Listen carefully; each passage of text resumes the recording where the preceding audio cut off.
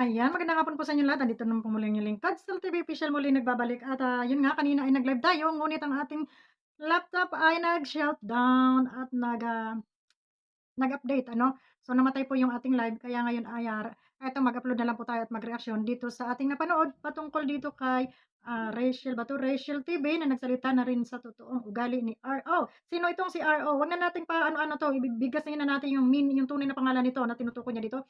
Ito bang si RO ay ito ba ay si Ria Olarte? Shoutout kay Ria Olarte at, ito ay nata-topic dito ni Ma'am Rachel. Ako po ay nanonood, narito po tayo ngayon sa channel ni Jubilito 'no. Dito po natin napanood sa channel ni Jobilito na kung saan ay pakinggan natin itong sinasabi dito ni Madam at bigyan din po natin ng opinyon sa opinyon ayon sa ating naririnig lamang at, wala naman tayo dun sa mga pangyayari kaya ang nakakarating sa atin ay mga chika-chika babes na lang ano. So ito pakinggan po natin. Talagang magdudulot yan ng gulo. Walang maidulot yan sa grupo, kung saan man siyang grupo Mhm, naroroon. Kung saan man siyang grupo naroroon. So, kung ano man yung nangyari sa akin dyan sa dait noon, kung ano man yung ano, yan, karma na yan yan. Na karma mhm, din, no? na karma. Susla, ganyan talaga ang buhay. Mm. Yats, Ayun nga may ads. dali lang po. So yun ang ano niya at, may karma daw 'no, may karma, okey Pag tuloy. ganyan talaga ang gawain mo, kung hindi talaga maka-Diyos yung gagawain mo, Mhm, yan ang ginagawa niya eh. Yan ang ginagawa niya noon pa man. Noon pa man, nung nagkasama pa kami. hmm, Noon pa man ng ano, walang walang tao na nakakaalam kung nagkaano po kami, ang ibig sabihin, nagkagulo po kami o nagkaano po kami, hindi nagkaintindihan sa okey. aming pagsasama. Mhm, No, tahimik ako na lumilipat sa kubo nung time na yon. Kahit masakit sa aking damdamin, ang dami kong mga hinanakit kasi hindi ako darating diyan sa dait ng hindi dahil sa kanya, no? Okay. So, so ayun ang sabi niya rito hindi raw siya darating sa dait ng kung hindi dahil sa kanya. So ibig sabihin tinawagan siya at inakit na sila ay matutuloy papuntang dait dahil ito si Ria Olarte ay binigyan ng pamasahe ni nung sponsor na sa ano yun, eh, anong tawag nito?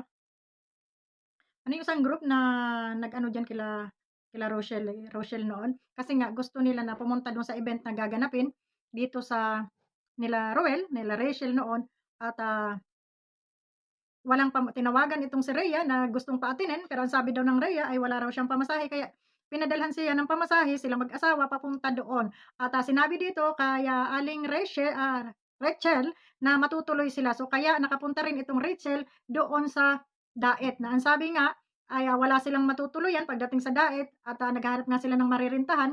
Kumbaga, eh, yung nirerentahan yata na kapitbahay nila Kuya Brooks noon, ay 'di ba naalala niyo yung kabila nung bahay sabi ipaalis daw. So kaya nag-ano sila na doon sila rerenta sana nitong Rachel na 'to dahil ang usapan nila ay hati na lamang sila sa upa. Ang problema ay, hindi yata umalis yung may bahay ano, yung nakatira doon. Kaya ang nangyari ito sila ay nagsama doon sa isang, bahay kung saan yata ito doon ay kila Kuya Brooks 'no.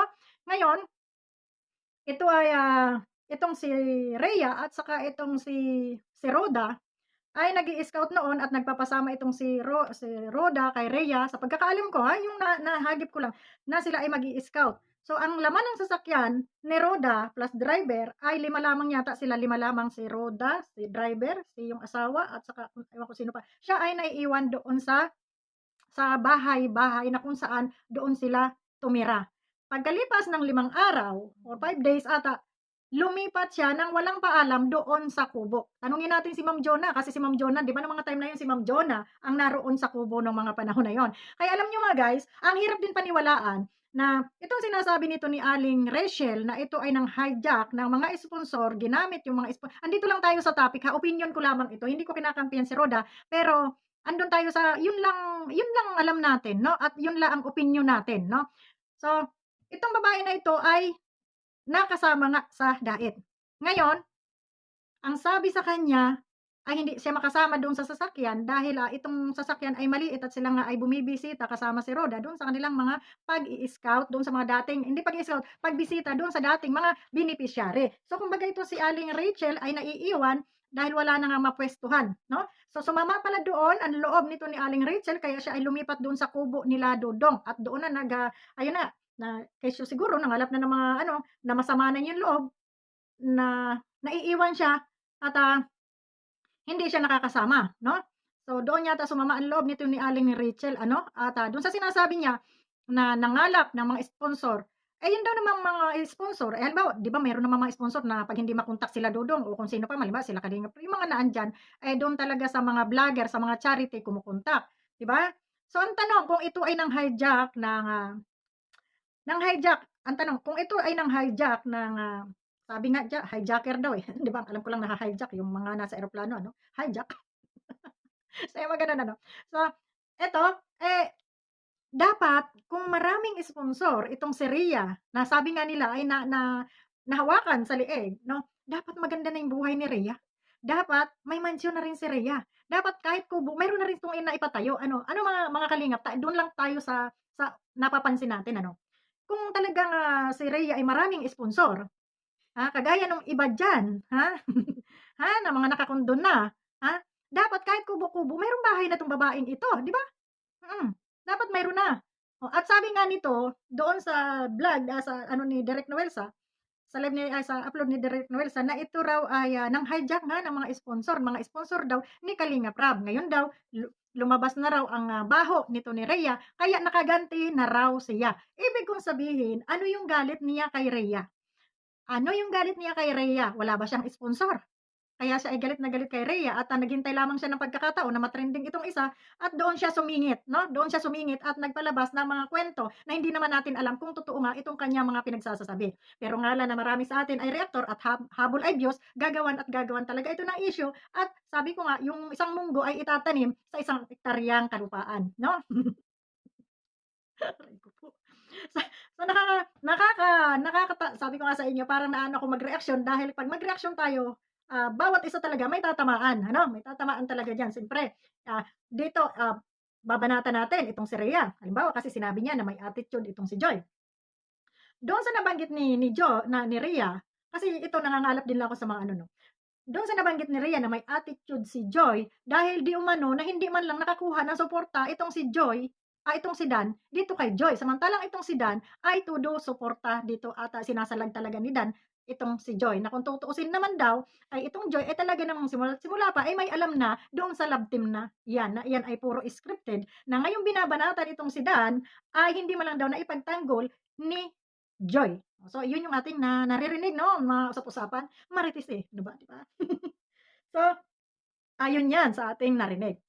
Ngayon, 'yun ang sinasabi ni Rhea na parang may attitude o kumbaga nadula siguro 'to si Rhea, yung sarili sana sasarilinin na lang niya yung opinyon na 'yun, pero naibigkas niya. Ngayon, siya yung binabanatan dito na at, itong kanyang kaaway na hindi natin alam kung ano ang, ugat at bakit siya nagagalit kay Rhea. Halimbawa man kung may sponsor na nakuha itong si Rhea, lahat ng sponsor niya ni Dodong ay napunta dito kay Rhea at lahat ng sponsor ni BSM ay napunta dito kay Rhea, dapat nagsalita na si Kuya Val o kaya nagsalita na si Ruel. Bakit hindi nagsalita si Ruel na naagawan sila ng sponsor at bakit hanggang ngayon, ayun tinatanong ko, at bakit hanggang ngayon itong si Rhea ay nakasiksik pa rin sa bahay ni Kuya Brooks dahil wala nga silang sariling bahay. Sana nakapagpatayo man lang ito ng kubo-kubo at, tawag nito, nakapagpatayo ng kubo-kubo para mayroon silang sariling bahay na mag-asawa 'no. So yun ang nakakapagtaka, 'di ba?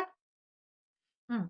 So ngayon itong si Aling Rachel TV ay hindi natin puwedeng paniwalaan na kung lahat ba ng kanyang sinasabi ay may katotohanan. Unang-una, sino itong sponsor na kanyang binabanggit dito na mga kung talagang totoo 'yan na si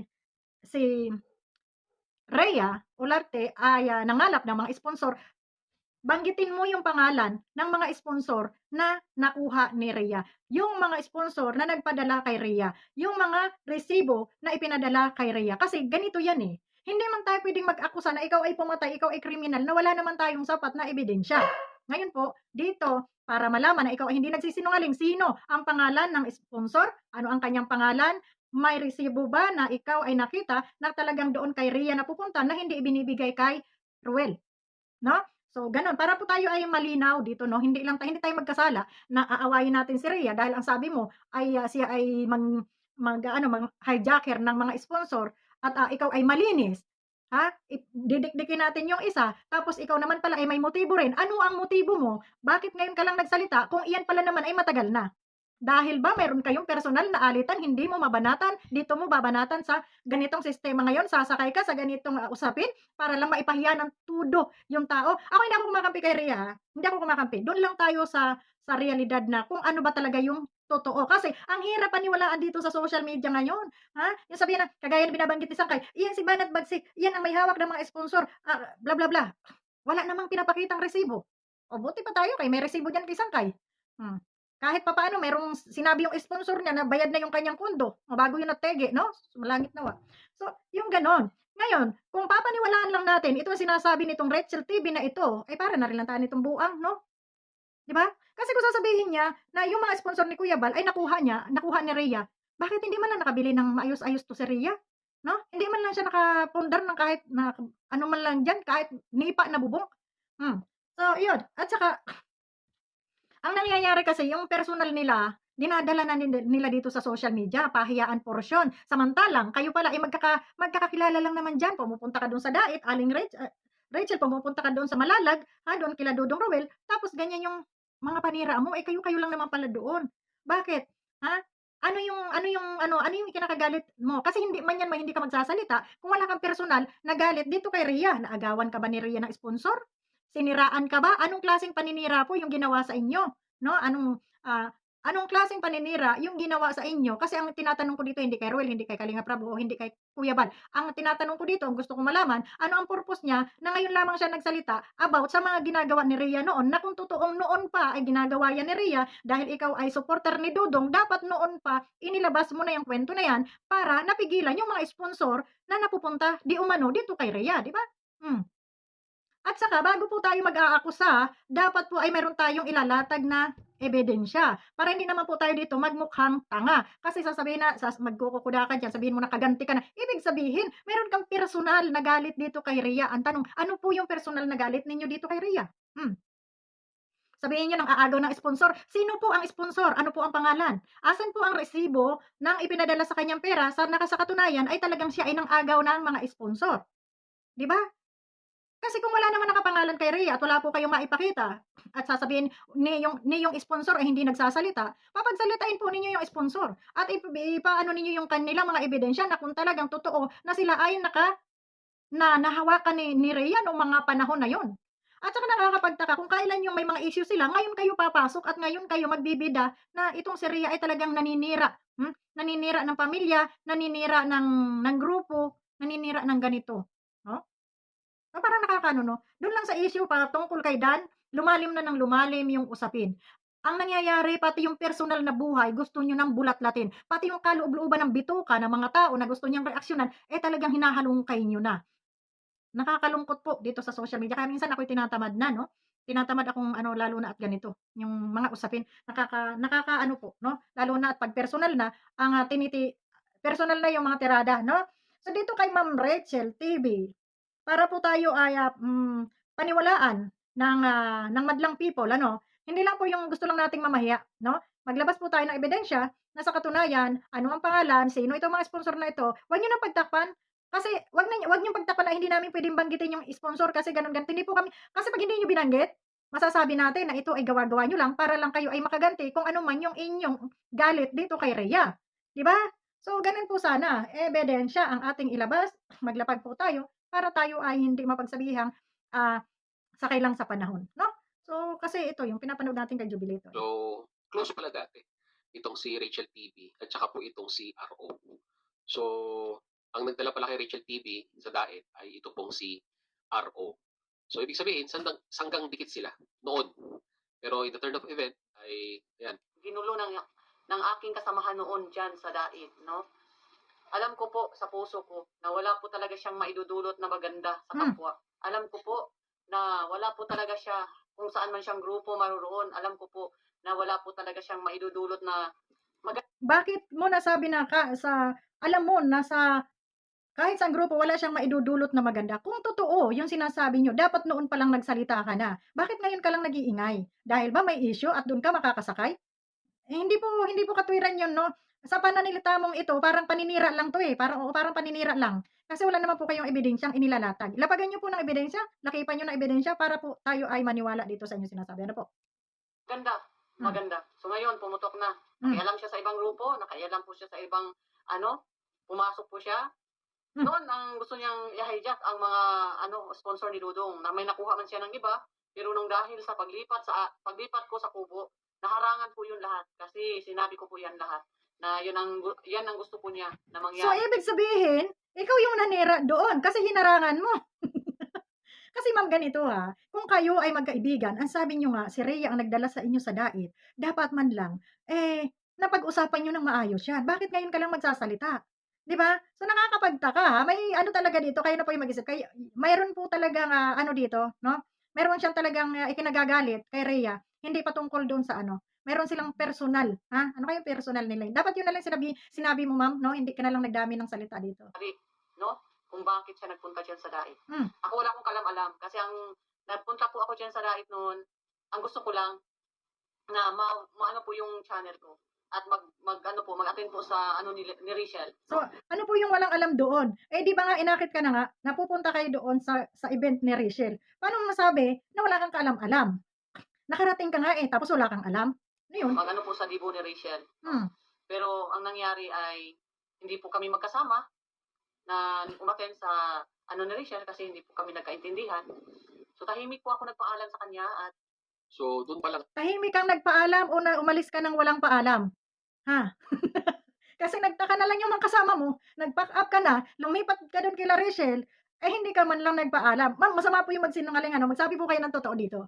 No? Kasi parang, ang lang yung mga parang nasasabi natin dito, kung ating hihimay-himayin, dahil ito'y lamang, upload lamang ito, wala po tayo masyadong oras, no? Siguro mapag-usapan natin ito pag tayo ay mag-live at maayos na yung ating computer, Ang sabi niya dito, umalis ka ng tahimik. Tama, umalis ka ng tahimik dahil hindi ka nagpaalam, nalaman na lang nila na ikaw ay naandun na at naghakot ka na ng mga gamit mo kila Dudong. So, nung time na yon, ang mas magandang tanongin natin dito ay si Madam Juna. Kasi si Ma'am Juna, yun yung naandun noon sa kubo nila Dudong, no? So, sana magsalita dito si Ma'am Juna kung ano yung totoo, no? Sana magsalita. At para naman hindi siya maipit, hindi natin masabi na siya ay nagsisinungaling at kung alin yung kumbaga pantay lamang yung yung ating dito. Kasi mahirap naman dikdikin natin si Rhea, no? At mahirap naman din dikdikin natin si Ma'am kasi hindi natin alam kung ano yung pero doon lang po tayo nagbabase sa mga salita niya. Parang nahuhuli natin na siya talaga po ay may personal na galit dito kay Rhea. Hindi patungkol doon sa sa mga sponsor. Kasi kung talagang concern siya at noon pa yan ay ginagawa na ni Rhea, bakit ngayon ka lang nagsalita? Bakit hindi noon? At bakit hindi mo pangalanan yung mga sponsor na yan na sinasabi mo? Kasi pag hindi ka bumanggit ng pangalan, ibig sabihin po, nagsisinungaling kayo. Ibig sabihin, gusto nyo lang ipahiya itong si Rhea. At ibig sabihin, ay personal yung galit mo sa kanya, no? Hindi sa issue. So, yun lamang. Maraming salamat sa inyong lahat. And next po, maglabas po kayo ng pangalan ng ebidensya ninyo para po matimbang po natin kung alin ba yung nagsasabi ng totoo. So, yun lamang. Maraming salamat and God bless. Bye-bye!